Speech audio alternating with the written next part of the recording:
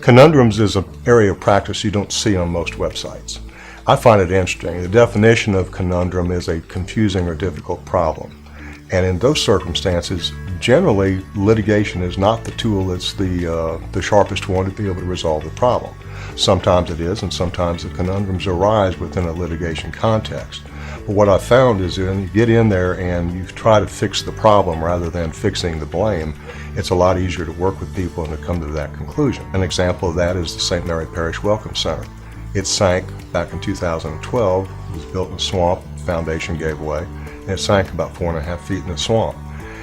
In 7 months, without litigation, without arbitration, we were able to resolve that between all the parties, had a fully funded settlement agreement, a plan for reconstruction of the facility, and the success is there now. You can drive by it and see it every day down on Highway 90. Another conundrum was back in the early 2000s. There was a hepatitis C class action which had 56 hospital defendants around the state.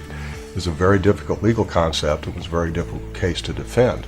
We were fortunate that we were hired to represent 15 hospitals in the state that had a common owner. And their goal was to make sure that this came out right. And they told us, don't worry about just defending our hospitals. Make sure that everybody's on the same page. So we became the clearinghouse for the defense group that was able to, within 6 years, without taking a deposition, without paying $1, be able to resolve the hepatitis C class action and save our clients from having to go down that path. Adjudicated properties are an interesting proposition. That's when people don't pay their taxes on property and they go to sheriff's sale. Most people think that when it goes to sheriff's sale that either you buy the title there or the government owns it after that point. That's not true. What you're going to see now is a flow sheet that we put together for the adjudicated property process. And as you'll see, it's about 8 feet long. It loops back on itself. And we did this in conjunction with the Public Works Department for Lafayette Consolidated Government so that everyone could understand what the process was, what needed to be addressed, what could be automated, what staffing was necessary, what the timeline was. And we're still in the process of working with them now because getting the adjudicated properties back into commerce is a great goal. Otherwise it sits there, they don't generate tax revenue, and they're not serving anybody's purpose, they're unoccupied. Not every conundrum involves paid legal work. A good example is our Louisiana swamp base out in the Atchafalaya Swamp. The Boy Scouts of America, which I'm a proud member, is taking that on and are building a high adventure base in the Atchafalaya Swamp. It's never been done there before. There is no swamp adventure like it. And you actually can get out and paddle for several days, sleep in houseboats and primitive camping in a hammock, in cabins at one portion of the trip, or go all primitive. It's important that we do this because people don't understand or know the Atchafalaya Swamp anymore. It's been cut off by the levees.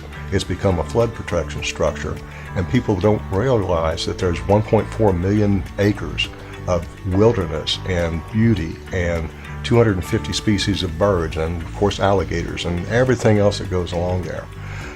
People are afraid of it when they get to it, but after they go out and experience, they love it. That was a conundrum. How do you do that in the swamp? How do you raise the money for it? And over time, by leveraging, number one, the credibility of the Boy Scouts and the fact that they're going to do things well, and that we, the Boy Scouts of our area, have basically adopted the Atchafalaya for a 100-year good turn.